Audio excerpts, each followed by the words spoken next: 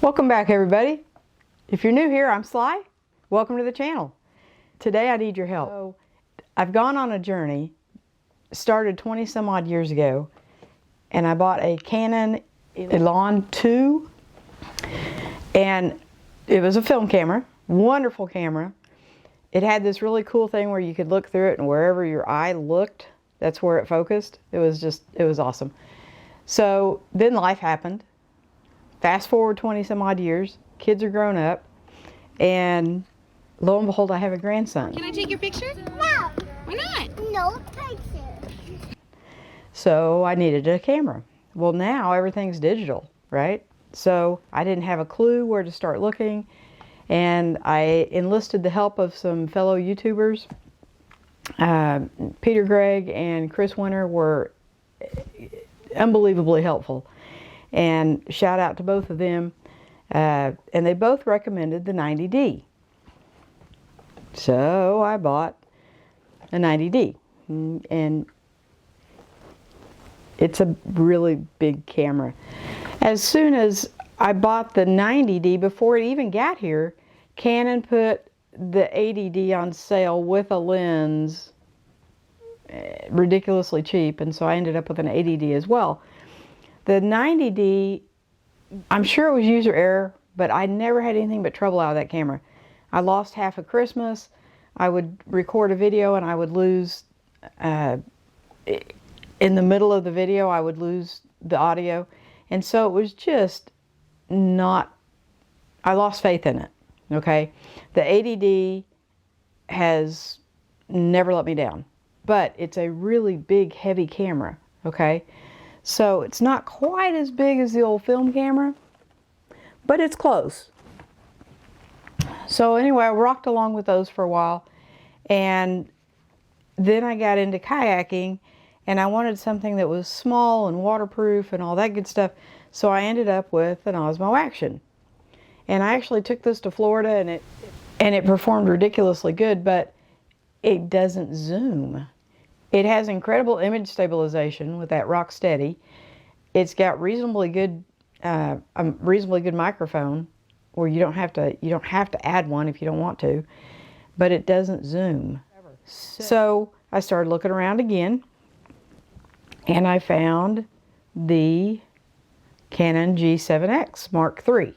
Okay, Canon has done some firmware updates, 2 of them since I've had it. And they have corrected a lot of the focusing issues, because it did have some focusing issues.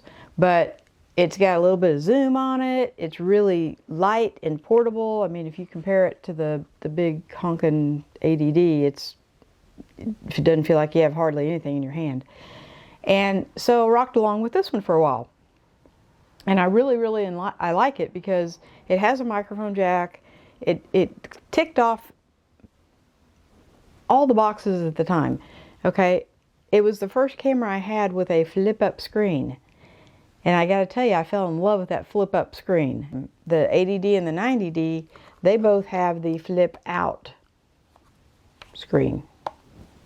Okay, which is fine, but when you're making a video, your eyes tend to go to the screen, right? Instead of looking at a dark lens, they tend to go to the screen. So I don't know, I just really, I'm now team flip up. I thought I was team flip out, but now I'm team flip up. So I love the G7X, but I miss being able to change out the lenses and play with the lenses and stuff. So I did some more research, and I came up with the latest and greatest, my little M6 Mark II. Okay, I love this camera. It has all the specs that the 90D had. So far, it hasn't let me down. It does really good. In fact, I'm filming on an M6 Mark II right now. But it takes M lenses, okay? And all I had was EF and EFS lenses. So the old Elan 2 took EF, the 80 and 90D take EFS, and so I had a pretty good collection of EF, EFS lenses, but I didn't have anything M. So I thought, well, not a problem. I can get an adapter, put an adapter on it, and use my old lenses, right? Yes, I can. technically, but they're really big lenses. Okay, this is a really small camera.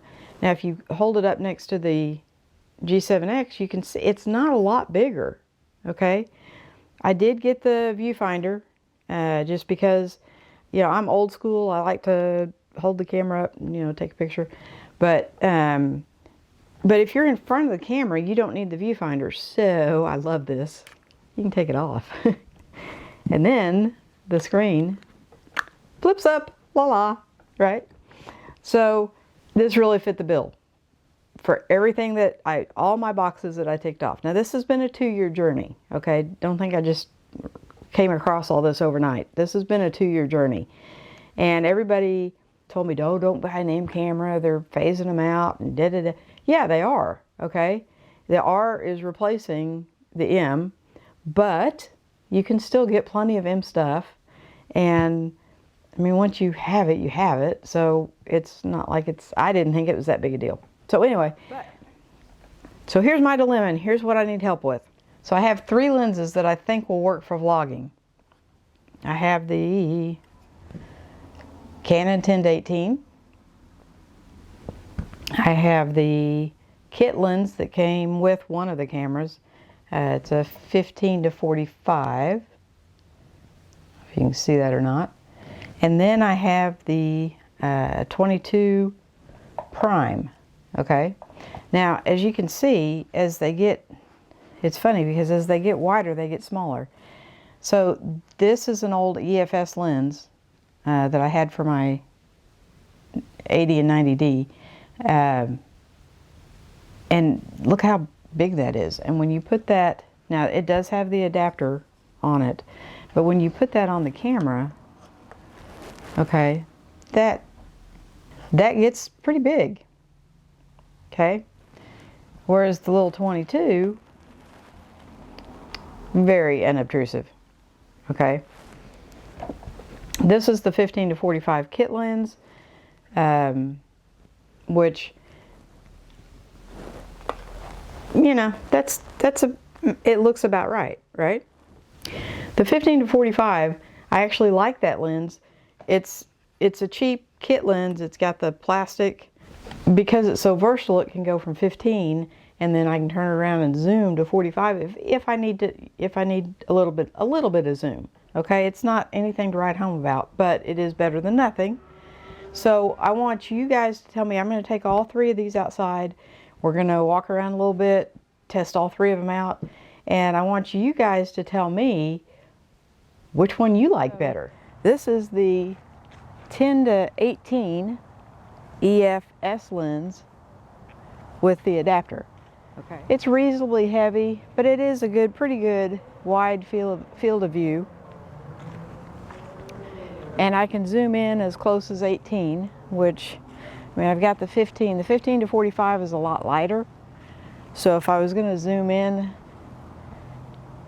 to 15 or more, I would use the other lens anyway. So, but just kind of want to do a little walk around and see what you think of this one. Try not to make you too dizzy. So this is with the M6 Mark II. I do have the tripod on it, the little handheld Manfrotto Pixie thing.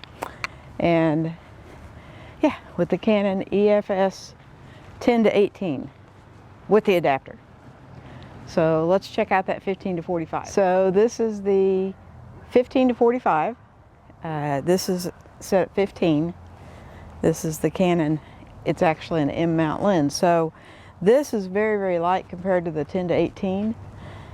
And so if it is an acceptable point of view, field of view, then I would much rather use this because it's so much lighter weight. So we're just going to kind of go through walk the same path, and like I said, I want your guys' opinion, because to me this looks okay and it's really lightweight. Let's check out the 22 and I'll be right back. Okay, well now we're at the 22. This will probably be the clearest lens because it's a prime, but no zoom. So if I wanted to if I wanted to shoot something down the street, you're either stuck with that view, or I change lenses and put a zoom on it. So this might be a little close up. I don't, you guys tell me. I don't know. Do you want to see this much of my face? Because personally, like I said, I like the 15 to 45. The 15, I think, is a little bit more flattering. You're not right up in my face. And if I need to zoom, I can turn around and zoom out to at least a 45. So this is the 22 millimeter prime. Let me know what you think. I've held the tripod in the same spot, done the same walk around, and you guys let me know what you guys think, okay? I've tried to keep my face somewhat where it's supposed to be. Let's get back in the studio. Okay, well, there you have it. Do you like the 10 to 18, 15 to 45, or the 22? I'm kind of leaning towards the 15 to 45 just for the versatility.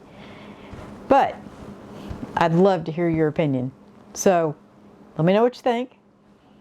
And until the next time,